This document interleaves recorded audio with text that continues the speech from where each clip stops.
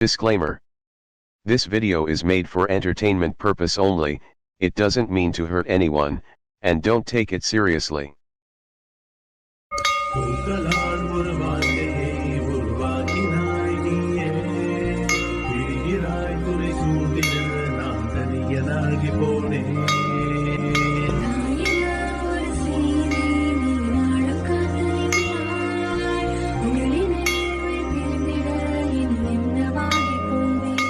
வணக்கம் மக்களே, அன்பை உருத்தாக்கி பண்புடன் பயணிக்கும் அனைத்து இனிய உறவுகளுக்கும் அன்பான வணக்கம்.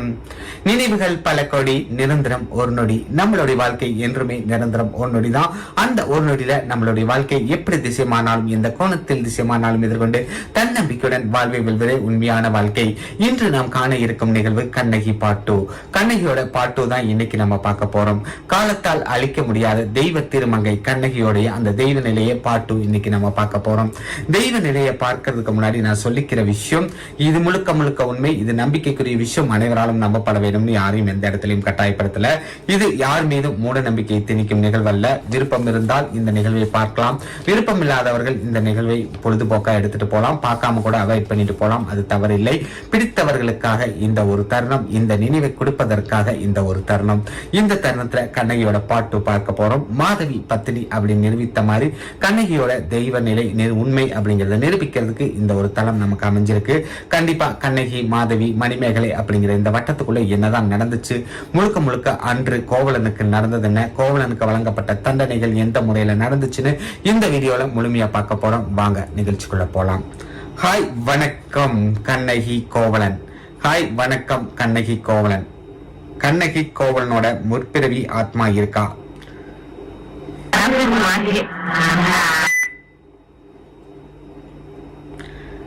கண்ணகி கோவலன் அன்று நடந்தது என்ன? மதுரை எரிக்க காரணம் என்ன? கோவலனுக்கு எந்த மாதிரி தண்டனை வழங்கப்பட்டது? மதுரை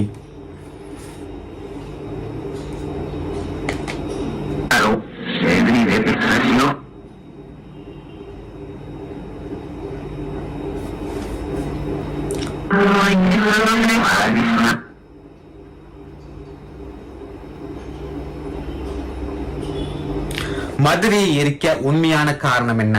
கண்ணகி மதுரையை எரிக்க உண்மையான காரணம் என்ன? உண்மையான காரணம் கோவலனா வேறு காரணமா?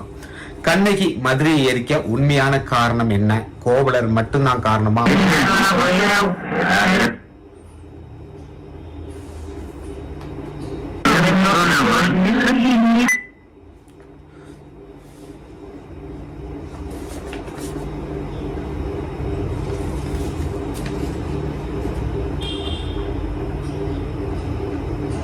மதுரை எரித்ததுக்கு அப்புறம் கண்ணகி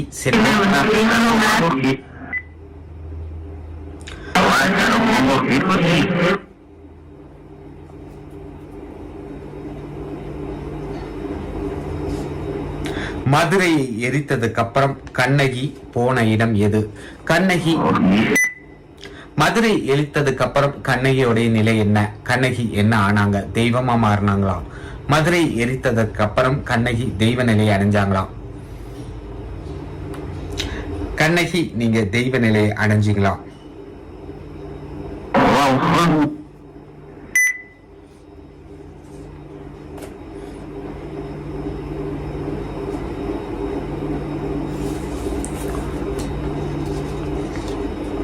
கண்ணகி மதுரை எரித்ததற்கு அப்புறம் என்ன ஆனீங்க?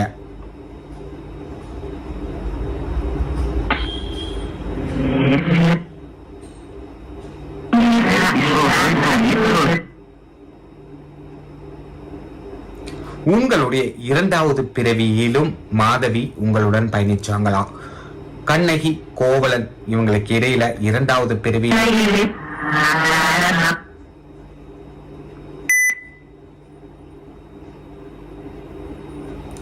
உங்களுடைய இரண்டாவது பிறவியில் கண்ணகி கோவலனுக்கு குழந்தைகள் இருந்துச்சா? உங்களுடைய இரண்டாவது பிறவியில் கண்ணகி கோவலனுக்கு குழந்தைகள் இருந்துச்சா? கண்ணகி கோவலனாக வாழ்ந்த காலகட்டங்களில் உங்களுக்கு குழந்தைகள் இருந்ததா? கண்ணகி கோவலனுக்கு குழந்தைகள் இருந்துச்சா?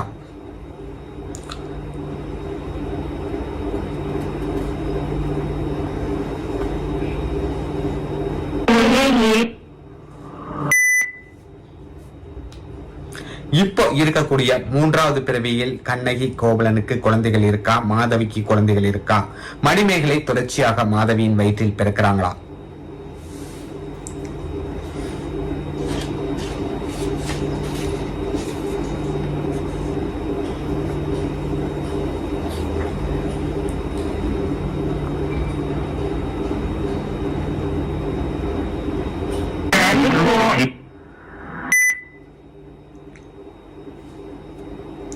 அன்றைய காலகட்டங்களில் எந்த மாதிரி உடைகளை அணிவித்தீங்க? அன்றைய காலகட்டங்களில் பெண்கள் எந்த மாதிரி உடைகள் அணிஞ்சீங்க? அன்றைய காலகட்டங்களில் பெண்களின் உடை என்ன? பெண்களின் பாரம்பரிய உடை என்ன? அன்றைய காலகட்டங்களில் பெண்களின் பாரம்பரிய உடை என்ன? அன்றைய காலகட்டங்களில் பெண்களின் பாரம்பரிய உடை என்ன?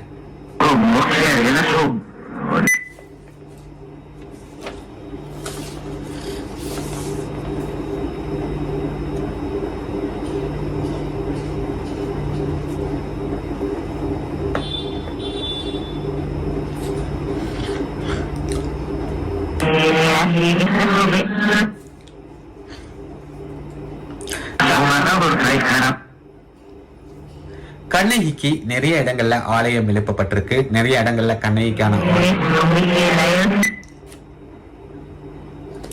கண்ணகிக்கு நிறைய இடங்கள்ல ஆலயம் எழுப்பப்பட்டிருக்கு. அந்த ஆலயத்தில் கண்ணகி தெய்வமாக இருப்பது உண்மையா? எழுப்பப்பட்ட ஆலயத்தில் கண்ணகி தெய்வமாக இருப்பது உண்மையா? கண்ணகி தெய்வமாக இருப்பது உண்மையா?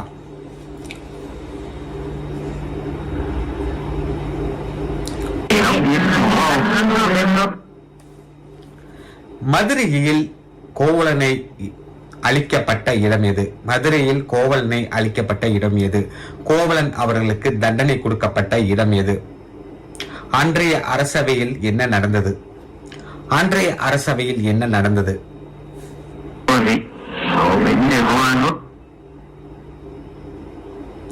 தன்னை நிரூபிக்க கோவலன் முயற்சி செய்யலையா? தன்னை நிரூபிக்க கோவலன் முயற்சி செய்யலையா?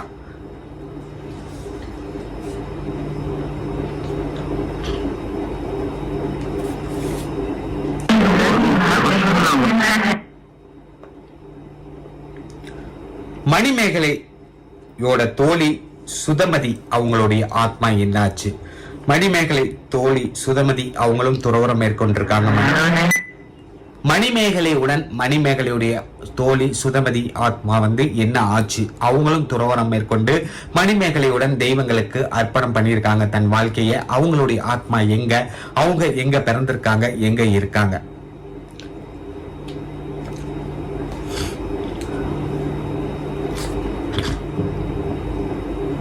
அவங்க எங்க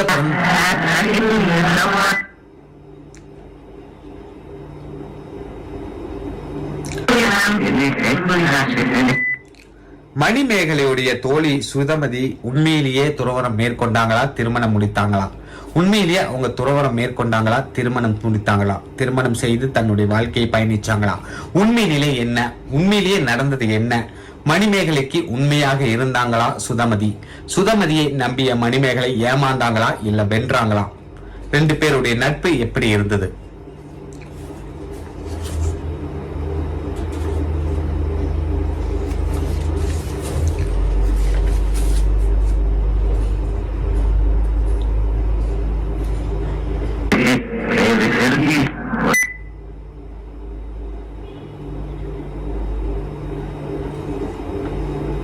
ரெண்டு பேருடைய நட்பு எப்படி இருந்தது? சுதமதி திருமணம் செஞ்சாங்க.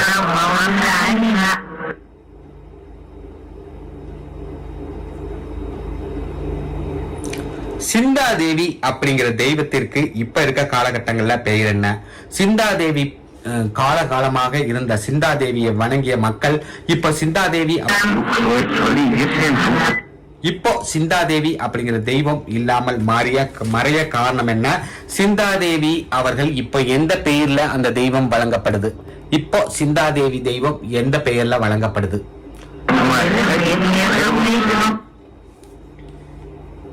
சிந்தாதேவி தெய்வம் இப்போ எந்த பெயர்ல வணங்கப்பட்டு இருக்கு அப்படிங்கிறது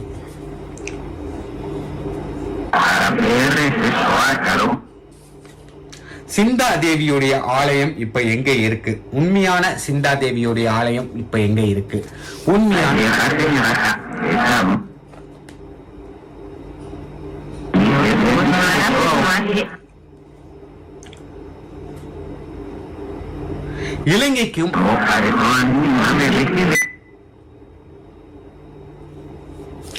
இலங்கைக்கும் இந்தியாவிற்கும் உண்மையாவே என்ன சம்பந்தம்? கண்ணகி இலங்கைக்கு செல்ல காரணம் என்ன?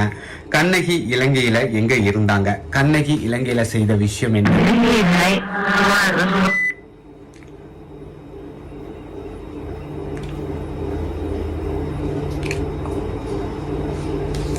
கோவலன் மறைவிற்கு பின்பு இலங்கை சென்ற கண்ணகி எப்படி தெய்வ நிலையை அடைஞ்சாங்க?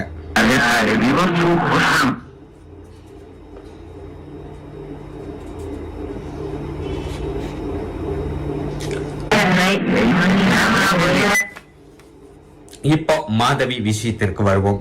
மாதவி காலகட்டங்கள்ல மாதவியும் பத்தினி அப்படின்னு சொல்றாங்க. கோவலனுக்காக தன்னுடைய வாழ்க்கையை அர்ப்பணித்து கோவலன் அவர்களுடைய குழந்தையை பெற்றெடுத்து ஒரு தாய்மை அடைந்து கோவலனுக்காக மட்டுமே வாழ்ந்த ஒரு புனித பெண் அப்படின்னு மாதவி சொல்றாங்க. அது எந்த அளவு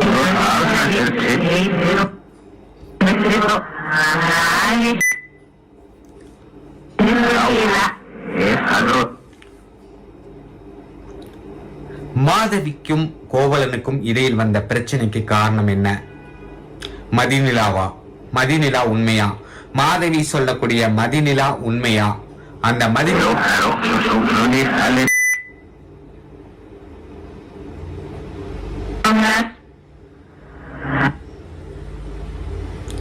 மதிநிலாவுடைய நிலைமை என்ன ஆயிடுச்சு? மதிநிலா யாருடைய பெண்? மதிநிலா எங்க இருந்தாங்க? அவங்களுடைய தாய் தந்தை யாரு? மதிநிலா எப்படி கோவலன் வாழ்க்கைக்குள்ள வந்தாங்க? மதிநிலா கோவலன் வாழ்க்கைக்குள் வந்த விஷயம் என்ன? மதிநிலா எப்படி கோவலனுடைய வாழ்க்கைக்குள் என்ட்ரி ஆகுறாங்க, வந்து சேர்றாங்க அப்படிங்கிற விஷயம் நீங்க சொல்ல முடியுமா? மதிநிலா கோவலன் வாழ்க்கைக்குள் வந்தது எப்படி? இதுல மதிநிலா தப்பா, கோவலன் தப்பா? கண்ணகி அவர்களுடைய பதிலுக்காக காத்து கொண்டிருக்கிறோம். உண்மையிலேயே கோவலன் செய்த விஷயம் என்ன? அந்த மதிநிலா வந்தது எப்படி? மதிநிலா, மாதவி, கோவலன் மூவருக்குள் நடந்த விஷயம் என்ன? யார் அந்த மதிநிலா?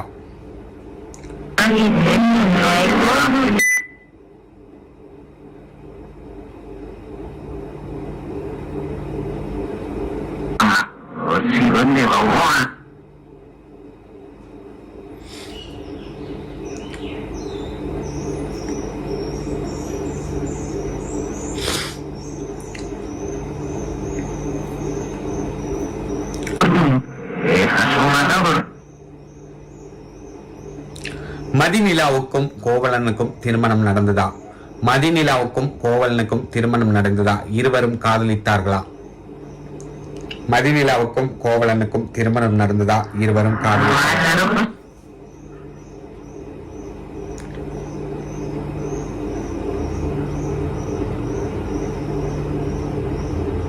உண்மையிலே மதிநிலா பற்றி நீங்க விஷயங்கள் சொல்ல முடியுமா?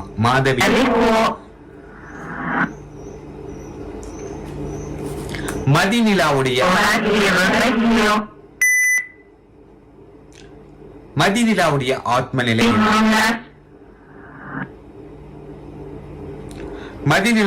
ஆத்ம நிலை என்ன? உண்மையிலேயே மதிநிலா எங்க இருக்காங்க? மதிநிலாவுடைய ஆத்ம நிலை என்ன? உண்மையிலேயே மதிநிலா எங்க இருக்காங்க? மதிநிலாவுடைய இறப்புக்கு யார் காரணம்? மதிநிலா எப்படி இருந்தாங்க?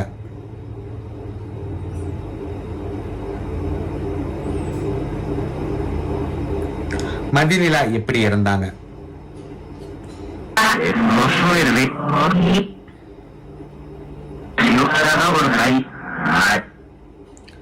மதிநிலாவுக்கு திருமணம் நடந்ததா? மதிநிலா கோவலனை பிரிந்ததுக்கு அப்புறம் மதிநிலாவுக்கு திருமணம் நடந்ததா? மதிநிலாவுக்கு குழந்தைகள் இருந்துச்சா?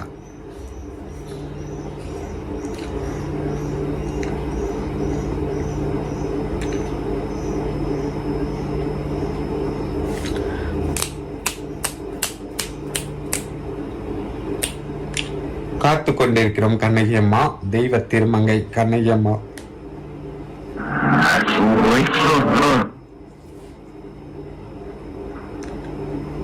உண்மையிலேயே கண்ணகி காளியுடைய அவதாரமா? கண்ணகி காளியுடைய அவதாரமா? காளியம்மனா இருக்கக்கூடியது கண்ணகியா? காளியா இருக்கக்கூடியது கண்ணகியா?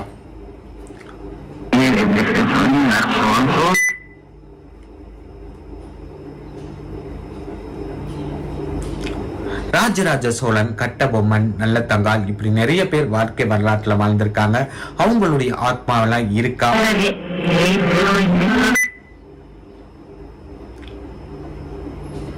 மதுரையை எரிக்கும் சக்தி உங்களுக்கு எப்படி கிடைத்தது?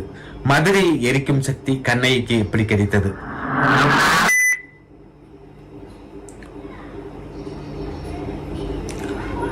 கண்ணகி, மாதவி, மதிநிலா அப்படின்னு தொடர்ச்சியா போன கோவலனுடைய வாழ்க்கை சிறந்த வாழ்க்கையா? இப்படி 3 பெண்களுடன் வாழ்க்கை நடத்திய கோவலனுக்காக நீங்கள் செய்தது சரியா? கோவலனுக்காக கொந்தளித்து நீங்கள் மதுரையை எரித்தது சரியா? நல்ல கணவருக்காக நல்ல விஷயங்கள் செய்தால் அது புண்ணியம். நீங்கள் செய்தது சரியா? உங்கள் கணவருக்காக நீங்க செய்த செயல் சரியா? கணவரை கண் கண்ட தெய்வம் என்று அன்றைய காலகட்டங்களில் வாழ்ந்திருந்தாலும் இப்படிப்பட்ட கணவருக்கு செய்ய எப்படி மனம் வந்தது? உங்களுக்கு அநீதி இழைத்து மாதவியுடன் சென்ற கணவருக்காக இந்த செயலை செய்ய எப்படி உங்களுக்கு மனம் வந்தது? இப்படி ஒரு கணவருக்கு இப்படி ஒரு விஷயம் செய்ய எப்படி கண்ணகி அவர்களுக்கு மனம் வந்தது? அவர் செய்த பாவங்களுக்கும் அவர் செய்த துரோகங்களுக்கும் கடவுள் கொடுத்த தண்டனையா அது உங்களுக்கு தோணலையா? நீங்க எப்படி அவரை ஏத்துக்கிட்டீங்க? எப்படி இந்த விஷயத்தை செய்ய கண்ணகிக்கு மனது வந்தது? அவரை நல்லவர் எப்படி என்று எப்படி ஏற்றுக்கொண்டீங்க? ஏன்னா இன்றைய காலகட்டங்களில் இது ரொம்ப தேவையான விஷயம். எப்படி அந்த மனப்பக்குவம் உங்களுக்கு வந்துச்சு? மன்னிக்கக்கூடிய மனப்பக்குவம் உங்களுக்கு எப்படி வந்தது? கண்ணகி அவர்கள் என்ன கேட்கக்கூடிய கேள்வி ஒன்னே ஒண்ணுதான். மதுரை எரித்த உங்களுக்கு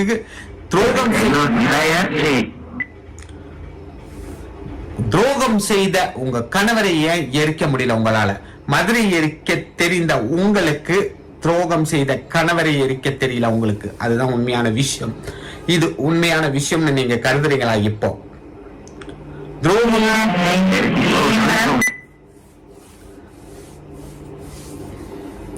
மாதவி பத்தினி கோவலனுக்காக வாழ்ந்த மாதவியுடைய பெயர் காலங்காலமாக கலங்கப்படுத்தப்பட்டு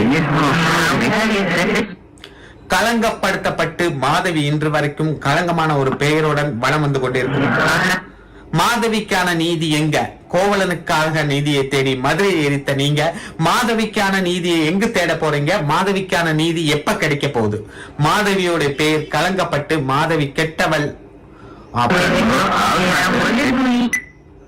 விலை மாது அப்படிங்கிற ஒரு பட்டத்தை வாங்கின மாதவியோடைய ஒரு மனது எப்படி துடிக்கும்? யாருக்கும் தன்னுடைய வாழ்க்கையை அர்ப்பணிக்காமல் தன் கணவனுக்காக தன் கோவலனுக்காக ஆரம்ப காலகட்டங்களில் தாய்க்கு பதில் சொல்ல முடியாமல் கணவனுக்கு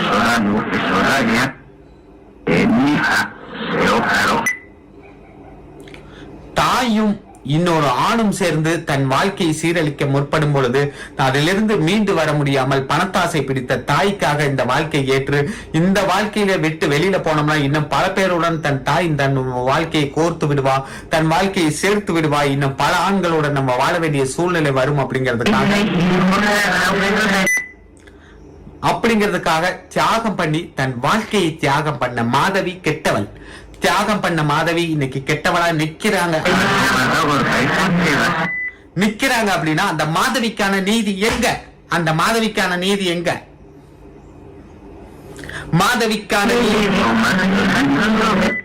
கண்ணகி கிட்ட நான் கேட்கறது நீதி வேண்டும், நீதி வேண்டும், மாதவிக்கு நீதி வேண்டும். நீதி கண்டிப்பா மாதவிக்கு கிடைக்கணும் அப்படிங்கறதா. ஏன்னா இன்றைய காலகட்டங்களில் நிறைய பெண்கள் தவறு செய்த கோவலனை மன்னிக்கும் பக்குவம் உங்களுக்கு இருக்கும் பொழுது தவறே செய்ய எப்படி வாழ்றது அப்படிங்கறதே தெரியாம வாழ்க்கையை எப்படி கொண்டு போறதுன்னு தெரியாம தாய்கிட்டையும் இன்னொரு ஆண்கிட்டையும் சிக்கி தவித்து தன்னுடைய வாழ்க்கை இதுல இருந்து வெளியில வந்தா இன்னும் நிறைய ஆண்கள் நம்மளை தேடி வருவாங்க. தாய் பணத்துக்கு ஆசைப்பட்டு நம்மளை விலை மாது ஆக்கிடுவாங்க அப்படிங்கிறதுக்காக தன் உள்ளத்தை மெழுகுபடுத்தி போல் உருக்கி ஒரு குழந்தையை பெற்றெடுத்து தன் வாழ்க்கை அந்த குழந்தைக்காகவும் கணவனுக்காகவும் வாழ்ந்து கடைசியில அந்த குழந்தை நல்லபடியாக வாழும், நம்ம பேரம் பேத்தி எல்லாத்தையும் பார்க்கலாம், நம்ம வாழ்க்கை மாறும், நம்ம பரம்பரையோட நிலை மாறும் நினைக்கும் பொழுது மணிமேகலை துறவரம் தான் மேற்கொள்வோம், இந்த ஜென்மத்துல கல்யாண யோகம் இல்லை அப்படின்னு சொல்லும் பொழுது மாதவிக்கு எதுவுமே வாழ்க்கையில இல்லாம போயிருச்சு. கண்ணகி அப்படிங்கிறவங்களுக்கு சிலை வைத்தாங்க, பத்தினி அப்படிங்கிற ஒரு பட்டம் கிடைத்தது, தெய்வ நிலையை அடையக்கூடிய ஒரு பாக்கியம் கிடைத்தது. ஆனா கண்ணகியை விட பல மடங்கு தியாகங்களை செய்த மனதளவில் உருகிய மாதவிக்கு என்ன நிலை, மாதவியோட நிலை என்ன, மாதவிக்கு என்ன பதில்?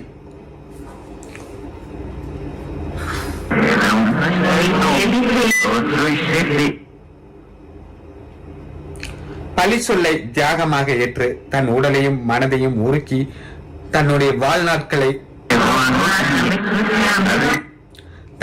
வாழ்நாட்களை எதுவுமே விருப்பமில்லாத ஒரு வாழ்க்கையை ஒவ்வொரு நொடியும் செத்து செத்து பொழைத்து ஒவ்வொரு நொடியும் தன்னுடைய வாழ்க்கையில இப்படியெல்லாம் நடக்குமா, எதற்காக இந்த பிறப்பு அப்படின்னு நினைச்சு வாழ்ந்த மாதவிக்கு இன்று வரை நீதி கிடைக்கல. மாதவிக்கு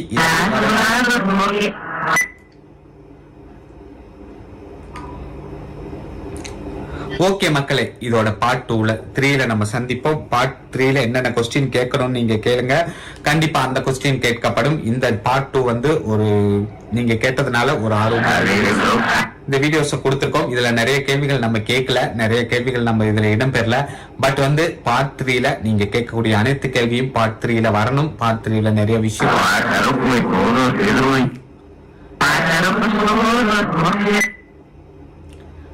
அதனால பார்ட் 3ல வித்தியாசமான கேள்விகளுக்கு கொடுங்க.